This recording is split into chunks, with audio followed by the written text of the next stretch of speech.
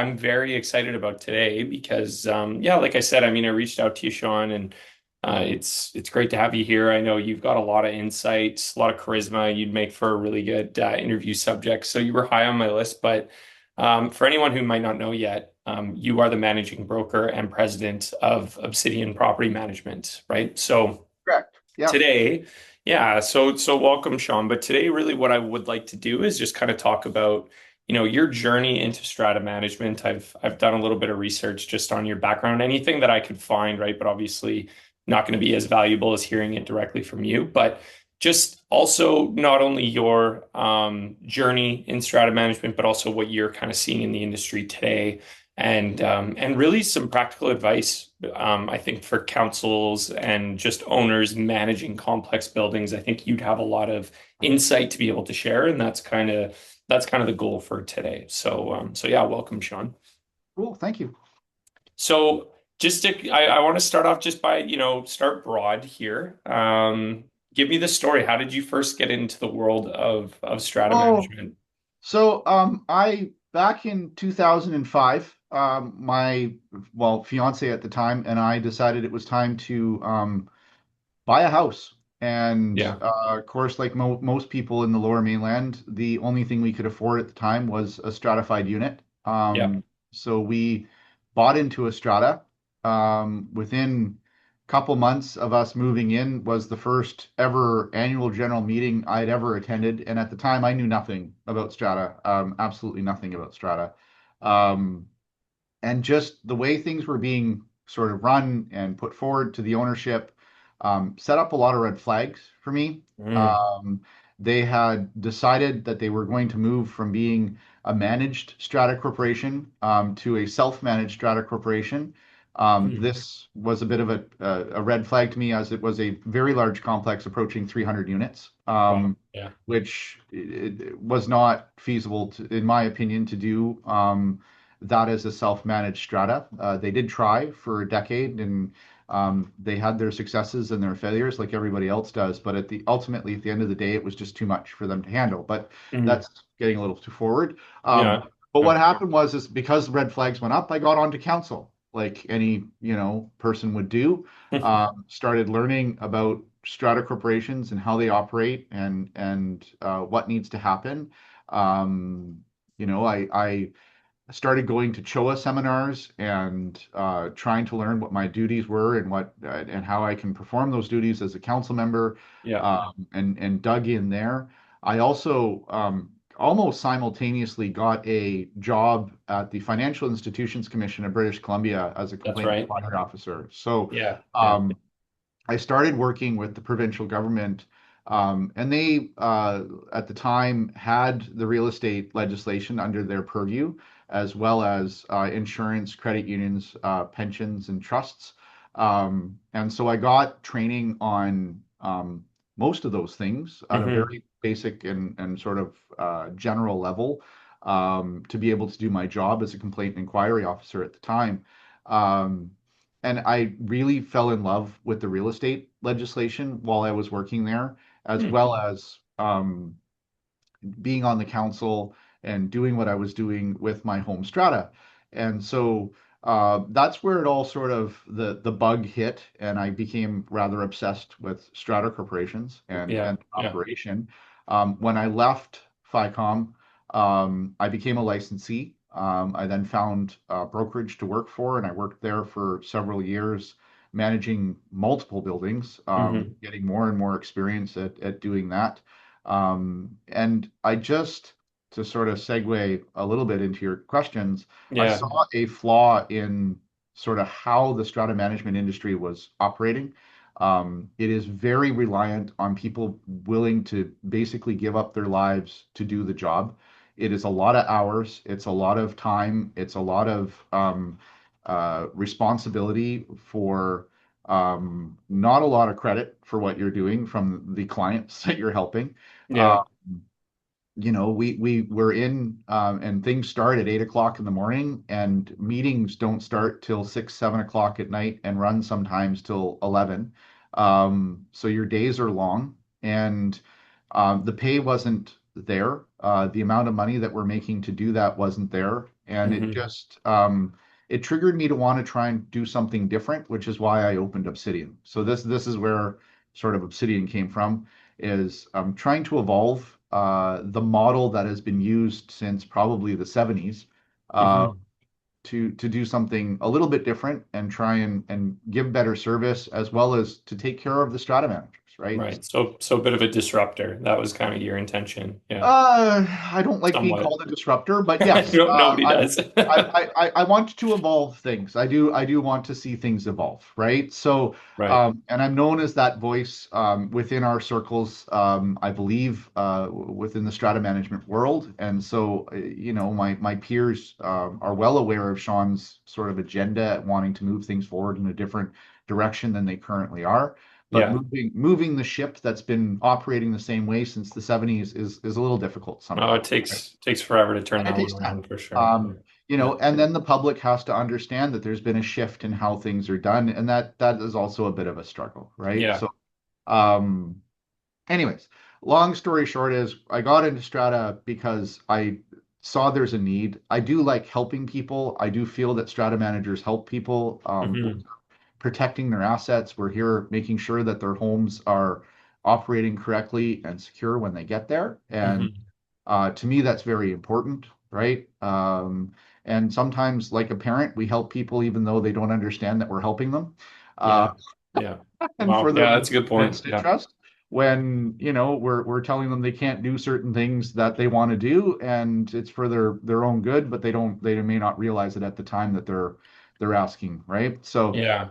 it is it very much suits my personality and so that's been great. You know, my career has also taken me down the path of being a court appointed administrator a few times, so the Supreme Court has seen fit to appoint me to resolve issues in some of the more broken stratas that have had Hmm. issues. And so that's given me a whole nother perspective on how strata management and strata operates because it can get and it can devolve quite quickly just due to personalities and people, right? Having their own personal agendas or issues and sort of losing sight that it's about the greater good and the operation Hmm. of the entire building.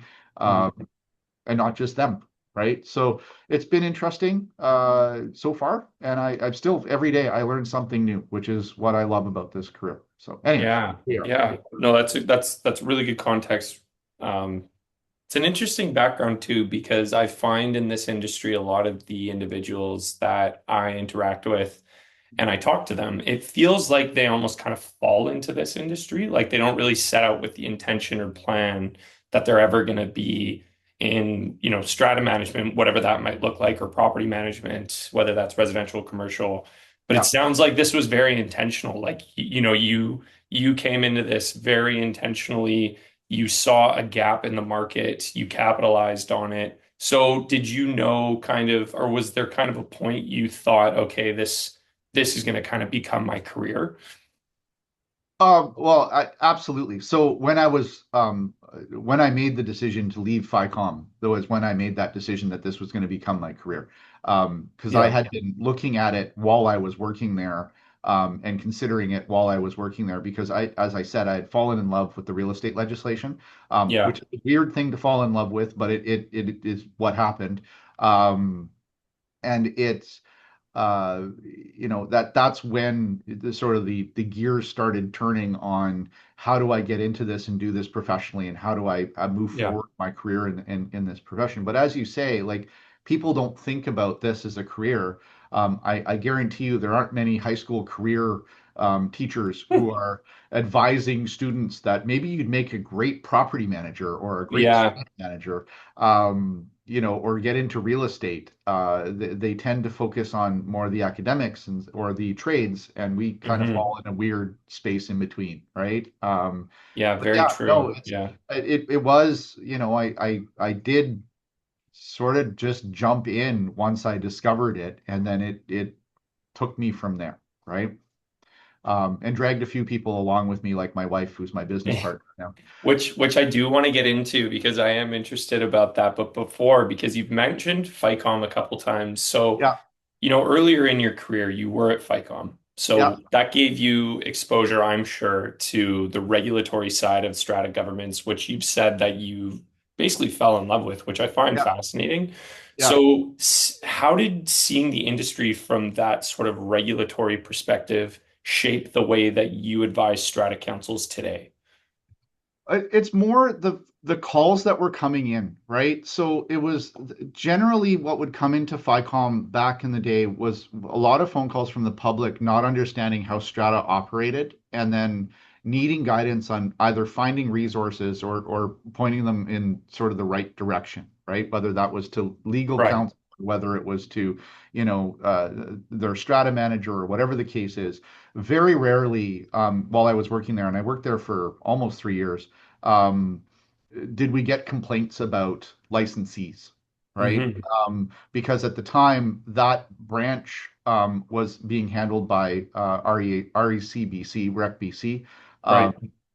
And so what we saw was more of like the public having questions about this area of the law and how it worked. A lot of self-managed councils, a lot of confused owners. And so Yeah. it wasn't so much that I saw a perspective on the regulatory side of things, although there was that's part of what FICOM was doing Hmm. more for mortgage brokers than for licensees at the time, in my opinion, right? That's what I saw. But the the public was really ill-informed as to how Strata operated, and I realized that like that's an area that I could help with. Um, Yeah.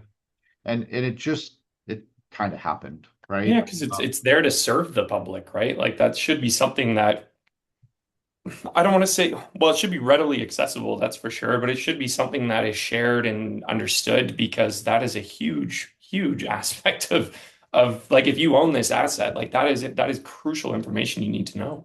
Well, the fun part is that many people back, so this was many years ago, back then, stratas weren't new, but they also weren't as prevalent as they are today. And a lot Right. of the people Right. moving into stratas back then had moved from single family homes or grown up in single family homes and had no idea how communal living lived, like Yeah. multifamily dwellings operated. And Yeah. so there was this huge sort of intellectual gap as to how the public perceived it, because to Mm. them, they bought a home and it's theirs. And although they do own their strata lot, the property is not necessarily all theirs, right? Right. It's Right. Right. it's Right. owned by and controlled by the Strata Corporation, which they are a member of. And so it becomes confusing to people that like they get property, but it's not necessarily under their complete control. Hmm. And so it causes some emotional problems, right? Because people get attached emotionally to their home. It's a space that they're supposed to be safe in, and their stuff is supposed to be safe in, their families live in, right? Like it became a gap Yes. that I Yeah. felt that I needed to help people with because it's not there to be restrictive, it's not there to be punitive, it's not there like it as you said, it's there to help them govern themselves in these close quarters that they're now living in with their neighbors. Yeah. But it can be very confusing, which is why, well, strata managers have a job because we're here to help you navigate the Strata Property Act and the other legislation that impacts on strata corporations, right? Mm. So, Yeah. Yeah. No, and it's important to be that sort of liaison, right? So that's a good segue because I had another. So you've also had a unique experience because you served on council in a 250 unit yeah. self-managed strata, Well, right? yeah, plus 250 unit plus. Yeah, Yeah, sorry, 250 plus. 300, yeah, it's approaching 300 units. Yeah. So when you compare that experience to what you see today managing buildings professionally, what do Mhm. councils most underestimate about running a building? Um, the amount of money and time that it takes to do so. So, and I'm just being honest, like, and it's still from then till now, that has not changed at Wow. all. Yeah. So there are a few councils, and I've met some fantastic councils and council members that really understand how this works, and they're very reasonable about their approach to how this goes. But the Hmm. average individual who gets onto a council, they mean well and they do good work, and they're very good people, but they misunderstand the value difference because to them, and we have these conversations here at Obsidian all the time I bet. internally, Yeah. Yeah.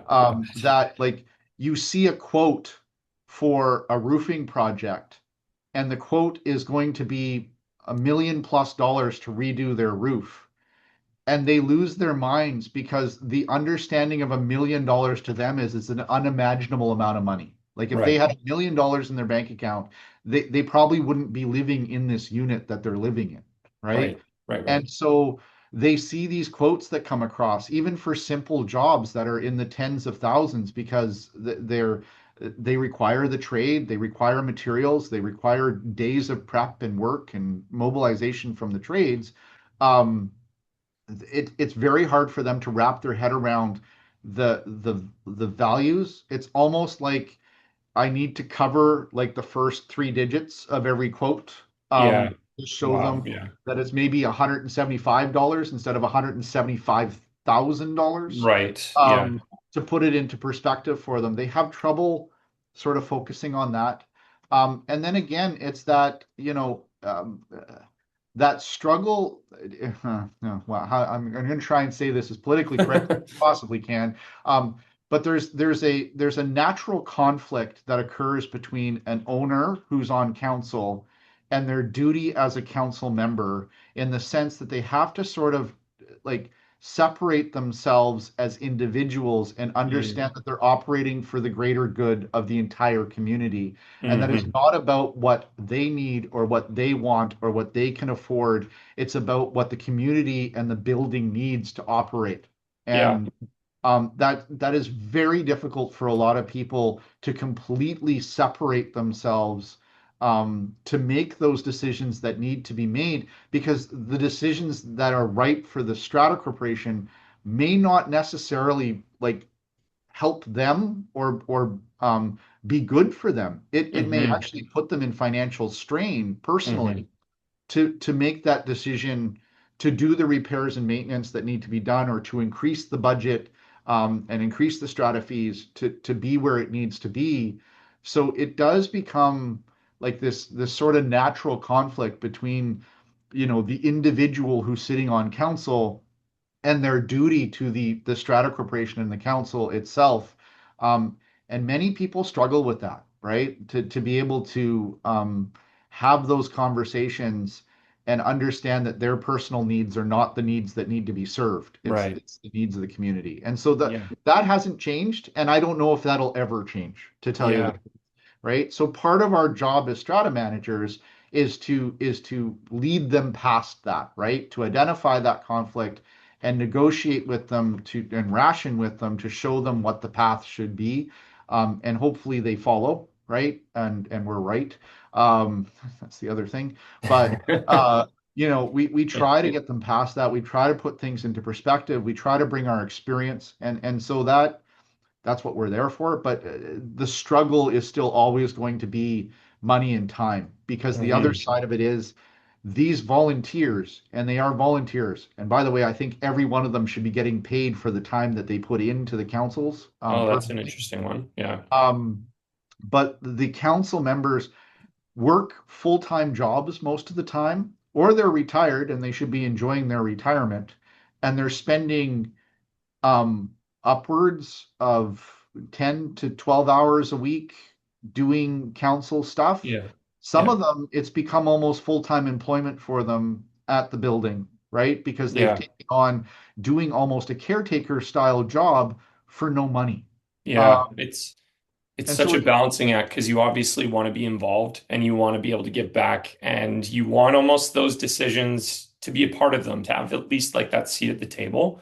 yeah, But be careful what you wish for because then suddenly, like you said, an individual who might be retired, suddenly they're, 25, yeah. 30 hours a week And going to someone's unit because they sprung a leak and you have to go and you've got to take care of it. And yeah. And yeah, and you snowballs. can hire trades to do all those things, but then you're spending money to hire the Yeah. trades to do those things, right? Okay. You can get us as strata managers to do many of those things, but again, that costs money to do Yeah. that. And so to save money, and to keep the strata fees down, a lot of these volunteers put hours, days Hmm. into these on a weekly basis to make sure that things happen around the building. And Hmm. you become known in the community as one of the leaders of the community as a council member. But that also means that you get stopped when you're going out to your car and having conversations about what's happening around the property, or when you're out Hmm. at the grocery store, someone will approach you and ask what's happening with this project with the painting or the roofing or the windows, Yeah. or Yeah. the boiler being out, right? Like it's your life becomes sort of centered around the strata because your community starts focusing in on you as people who know what's going on, and they ask questions. Unfortunately, most of the time because they haven't read the minutes correctly. Hmm. Um, or they're too lazy to read the minutes and they just want to have a conversation about it. But Hmm. it's, it does become their life. And people like they underestimate that. So they get on council because they want to help, but they don't realize the commitment that is coming along with that, right? Or the Yeah. liability, Yeah. and that, right? So pulling it back, because that's kind of the viewpoint from the like someone who is on council, right? Going back Yeah. to kind of from a property management standpoint and Mhm. being that person for that council, one of the things that we've been pushing and had conversation with clients, and I know we've had this conversation, is really sort of that expectation alignment and what that kind of looks like. Because whether property managers, strata managers decide like they whether they like it or not, they are put in a position where you now have become a project manager because there are multiple stakeholders across the board that are basically needing to filter communication through you, and you need to kind of not just kind of keep tabs and set expectations with them, but you've also got to manage that too, right? Like you've got let's say a strata council that's coming to you because, like you said, they're upset with cost. There's disruptions to the buildings, so that's having an impact on their day to day. You've got a contractor who's maybe not being clear enough with you and giving you progress reports. Maybe if even extending to that, like maybe there's an engineer involved. Like there's so many people that can kind of come in, whether it's a smaller, much larger sort of project that's happening. Can you just kind of give me your best takeaway on what you found being, sorry, you've got my dog in the background. It's what we Okay. get when we're recording, not live, but when we record and you're doing it Yeah. from home. So give me your best takeaway on what you've seen kind of being the biggest benefit or perhaps the best practice in your through your lens for kind of being that project manager. Well, so the problem the problem with being a strata manager is that you're dealing not only with project management but legal issues as well as emotions and all these other things. I've become a counselor over the years and I'm not qualified in any way, shape, or form to be a counselor, right? Really what it comes down to is making sure that you have the time to do the things that you said you're going to do and you've agreed to do as a strata manager, right? And it's all about the time. It's time management. That's really what it's all about. Um, I can't tell you how many times I've heard that I've never been able to get a hold of my strata manager, or people aren't responding Mhm. to me, or I don't know what's going on. They're not communicating, whatever the case may be. And the problem is that there has been a critical shortage of strata managers for over a decade at this point. Um, Mhm. we take on too many buildings because, well, we're trying to help, and that's how we make our money. And then we overload the strata managers generally in the industry, right? And so what happens is that we don't manage our time correctly because there's too many things to manage, right? And that's where the failure in service comes in, which is why I changed my model. It's why we're doing things the way we do it at Obsidian. Um, Mhm. is it a perfect system? I don't believe there is a perfect system on this planet, but I believe it's better, right? Yeah. Yeah. And um, but the trick and the perspective as a strata manager is just you really have to, govern your time. You have to be very effective at your time management because it is about, managing those emails. That's probably 80% of what we do today is managing emails. Um, the other 20% is going to meetings, writing Mhm. meeting minutes, and talking to trades and getting quotes. Mhm. But Mhm. that is a shift from back when I started, because when I started, it was more. physically doing things with the building and doing walkarounds and being involved with the trades and not so Hmm. much email and correspondence, right? And Hmm. so today's strata managers, it's all about that. How do we manage that flow of communication? How do we keep the emails going where they need to go and involving the stakeholders that we need to involve, whether that's a trade, an engineer, a lawyer, the council, one of the owners, multiple of the owners? Like it becomes this time management thing and coordination of emails. So Hmm. it is, I guess it's like project management, but it's a lot of it's just a lot of governing sort of Hmm. what's like the flow of information at this point with the buildings and making sure that they're getting what they're supposed to be getting, right? Yeah. Yeah. I don't know if we would I would call myself a project manager because we generally if we're not really qualified to be managing the projects that are going on at Strata, No, no. right? But we are the ones who are the point of communication for everything. So we become a bit of a nexus of communication for the entire operation for the building. But we also have to keep into perspective that the strata manager is not just doing it for the one building. We're the nexus for multiples. So that Hmm. could be, I've heard of strata managers that have like 35 clients, which I think is unreasonable and crazy. In the range of somewhere, depending on their size, 10 to 15 seems to be a nice sweet spot, but that's still 10 to 15 buildings worth of coordination that needs to occur and communication that we're dealing with, and timelines and legal stuff and everything else. So it is um, quite stressful, Hmm. but if you manage your time, you don't let people waste your time. You don't, you're effective with giving responses and you know what you're supposed to be doing. So you're effective at using the time that you have. It is like that is manageable, but that is what we do. Yeah. It's all about time. Hmm. That's what it's about, right? Yeah. Yeah. Yeah. That's yeah, that's very insightful. I thought it was interesting too, just in regard to the governance you had mentioned in the position of a property manager. You're right. I think like project management, that term is quite broad. I think there's an element of that in anybody's role doing literally anything, right? So Yeah. being able to be, I guess, organized and responsive, like those are the things that are going to help you kind of stay ahead with that. So Yeah, I've absolutely. you had mentioned your lovely wife Celeste, and I'm going to frame this by saying there may be a moment where she's listening to this. So just I wanted to caution that to you. She's sitting 6 feet from me. They'll Okay. sit 6 feet from me all day long. Okay. So she's getting this in real time. But I am curious because I mean I want to speak to a bit of like, your leadership piece. We talked about that before we started the recording, and I wanted to go back to that. But first, just more like building Obsidian. And you eventually launched Obsidian with your wife Celeste. And I would say like, what advantages or challenges come with building a company with someone who knows you that well? Oh, well, it's great. They already know how horrible you can get when things go sideways. So you don't have to explain yourself on that to a That's certain true. degree. There's nowhere But to hide, right? Yeah.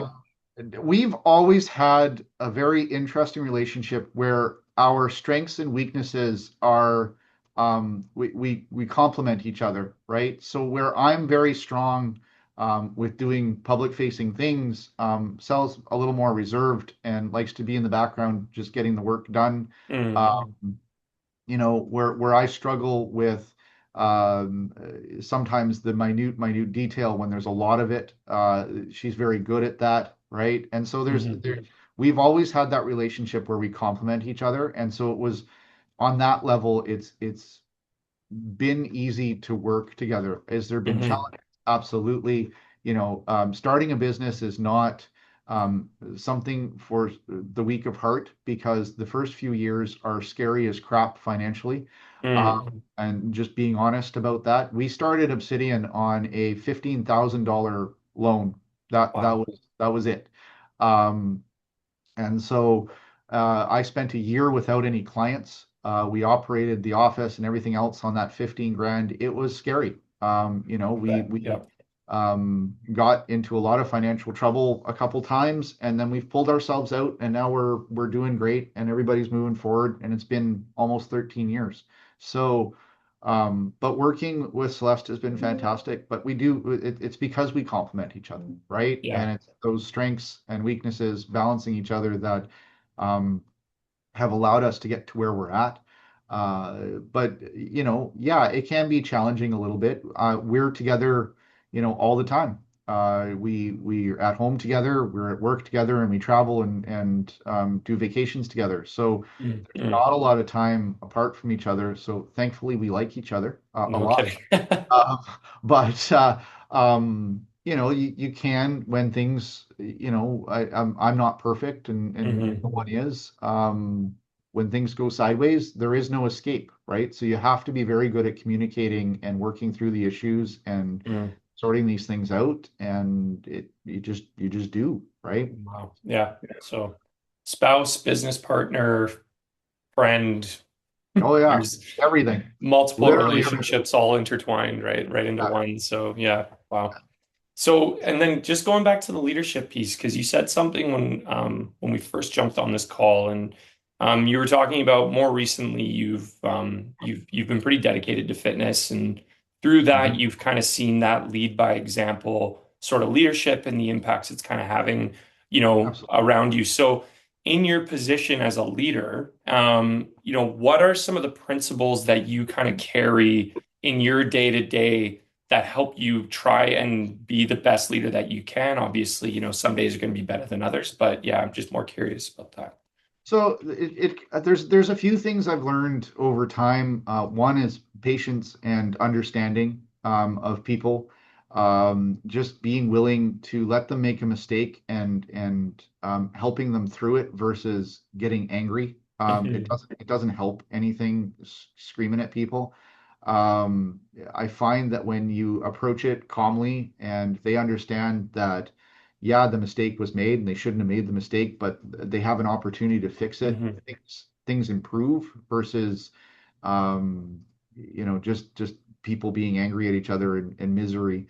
The other side is just I try to keep the lead by example is very important to me. I consider my ethics probably my biggest thing that I consider constantly, right? So every decision I'm making, I'm double checking the ethics on whether or not this is the right thing to do, whether or not this is societally correct, whether or not this is, regulatorily correct. It's I have to make sure that my ethics is top notch because Hmm. as a leader, if you're doing things that are inappropriate, it makes it okay for inappropriateness everywhere else, right? Yeah, 100%. Yeah, I And totally agree. Yeah.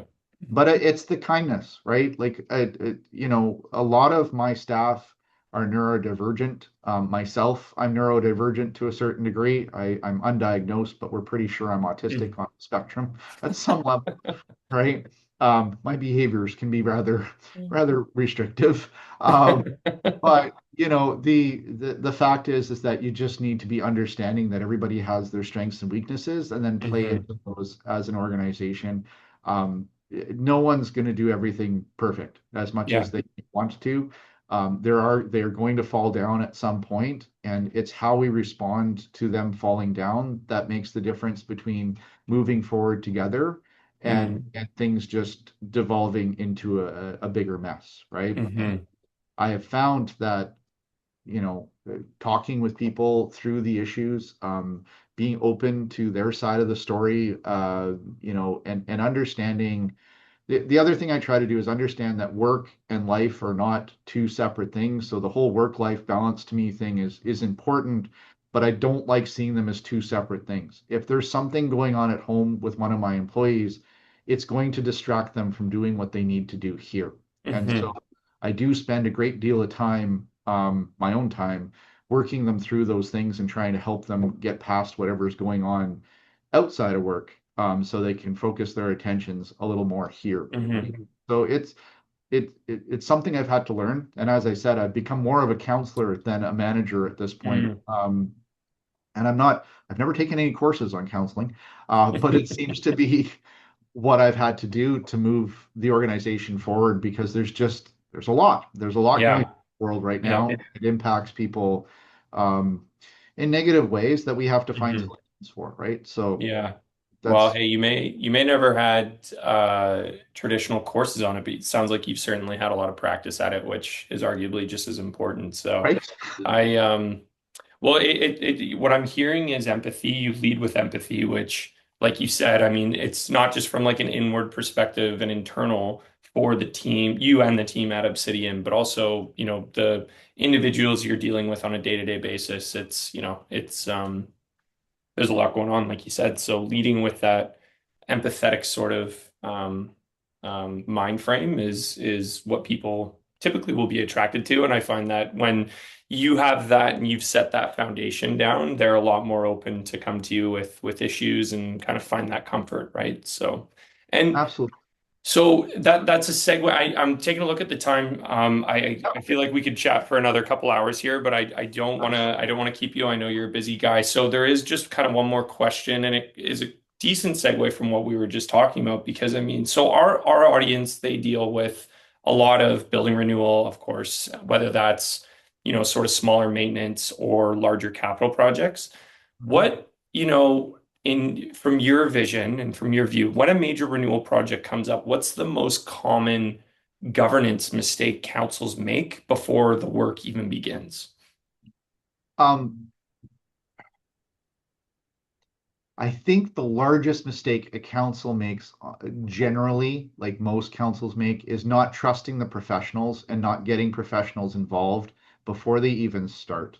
Mm, So I get that, we can hire, I pick on roofs a lot because roofs, when they fail, are bad. hmm Um, but they don't get engineers involved or they don't get roof inspectors involved to do the scope of work to make sure that the bid is handled correctly and that the project progresses correctly. mm, And that first step of hiring that professional is the most important. Or the other thing they love to do is to rewrite their own bylaws. And someone on the council mm. thinks that they're a lawyer and that they can rewrite their own bylaws on their own, Right. and we advise them that's not advisable to do because how you write your bylaws, every last word in those bylaws gets interpreted by the court when they're being examined that way.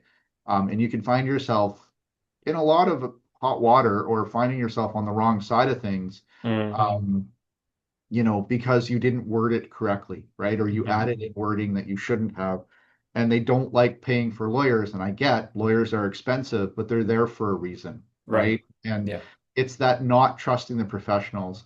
And then to sort of build on that, a lot of them just don't see strata managers as the professionals that they are. They treat hmm a strata manager almost like a glorified administrator, or as you say, a project manager, rather than the person in the room who has the most knowledge about what's supposed to happen, to help their strata move forward, right? And so they don't trust the strata manager. They don't then trust the professionals that we're trying to bring on board, and that tends to lead to the bigger problems hmm when it comes to the projects. Um, some trades are great and you can work for them from start to finish on a project and you can trust them to do so. But a lot of the time, um, it is better for the Strata Corporation for multiple reasons, from liability to just like expertise, to have someone involved who is going to be able to control that from an expert level, right? Yeah. Whatever the project is, whether it's Yeah. a Yeah. physical building thing or it's a bylaw rewrite thing, it really should be handled and guided by the professionals. Doesn't mean they don't have a choice about what direction they take. They can still negotiate with that professional. They can still work through options with that professional, but it's not getting the professional involved in the first place is probably the biggest mistake councils make regularly. hmm Yeah, that I couldn't agree more. I think as well, like when you have lawyers involved, especially from like a bylaw standpoint, you're involving someone that is actually taking some liability on as well, right? Correct. So there's a cost that's associated to that, but it's almost like an insurance policy in a way, and right? So That was my point, is that like councils, volunteer councils that get paid absolutely nothing hmm are personally liable for the decisions that they're making on the council. If it can be proven that what they did was not reasonable, they are liable for that decision. And they've made no money off of this, what they're doing on the council. So high And so risk, by almost no reward, right? Yeah. Right. And Yeah. so by involving the professional, whether that's a roof inspector or a paint inspector or a lawyer or whatever the professional is needed, an engineer, right? They shift that liability to that professional as long as they reasonably take that professional's advice, Yeah. right? Um, and it is like I know it's not necessarily protecting the entire community entirely at that point. But there is something to be said for protecting the volunteers that are running that community, right? And Hmm. that's what that money is about. So I know that I get into a lot of fights about why are we spending additional money on these experts when we can just get the work done and we know how to do it. We should be able to just do it. And the answer is because we're trying to protect the Strata Corporation and the volunteers that run it from this potential liability that can come up when things go sideways. And things go sideways more than people would like to admit, right? Hmm. So, um, because they didn't use a professional. Yeah. Uh, Yeah. so that I think, that has to probably be the biggest mistake they make, other than they just don't put away enough money in their CRF. But that's a whole nother Yeah. that's That's a whole another. nother conversation.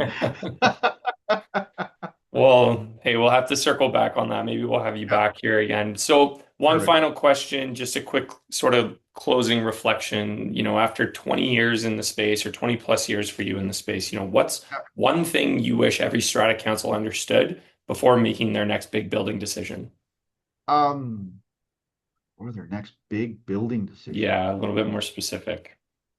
Oh, the, again, that they have control, but they need to work with the professionals. Like I know it circles back to what I just said, Hmm. but before they make those big decisions, they really should be making sure that they completely understand what the decision is that they're making. Mm. And the best way to do that is to pull in people who have specialized in those areas, whatever that may be. And it Mm. doesn't need to be, like there's a lot of trades that have specialized in their areas that can give you information that are quite willing to come to council meetings for free, and just talk on the topic, right? Um, they need to start trusting other people, that they can get good information from these other people without like without taking away their ability to make decisions, right? Because they get Hmm. fearful that they're other people are trying to influence what's going on. And Hmm. ultimately, at the end of the day, they are in complete control of their investment and their property, but they need to really make sure they understand what they're doing before they do it, right? And not Mm. just assuming that they know what they're doing. Is probably the best thing that they can do before they start any major projects. Right on. Well, Sean, this has been great. I really appreciate your time and you sharing your perspective. So where can people find you or learn more about Obsidian? Well, they at our website you can find us www.opml.ca, or you can phone our office, find us on Google. We're here. We're always here, Monday to Friday, 8 to 5. So Right happy on. to help. All right. Right on. Well, thank you so much, Sean. Really appreciate your time. Thank you, everybody who's been listening in, and we will be back again with another episode here very soon. Take care, Sean. See you later. Bye bye.